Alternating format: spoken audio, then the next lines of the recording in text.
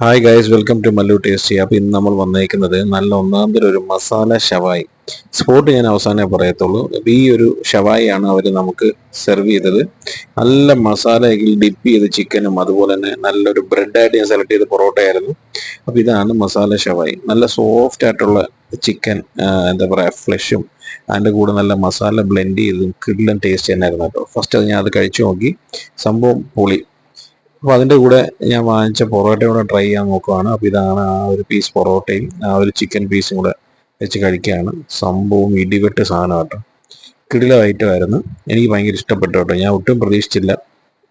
പിന്നെ ഞങ്ങൾ വാങ്ങിച്ചത് നല്ല ഫ്രൈഡ് മോമോസ് ആണ്. അത് ചിക്കൻ മോമോസ് ആയിരുന്നു. ഇതും നിരാശപ്പെടുത്തിയില്ല. സാധാരണ കഴിക്കുന്ന ചിക്കൻ മോമോസിനെക്കാട്ടി ഇതിനും ഒരു ടേസ്റ്റ്, നല്ല ടേസ്റ്റ് ആയിരുന്നു. കാരണം അതിൻ്റെ ഇൻഗ്രീഡിയൻസും ആ ചിക്കൻ ഫില്ലിംഗ് ഒക്കെ കിടിലായിരുന്നു.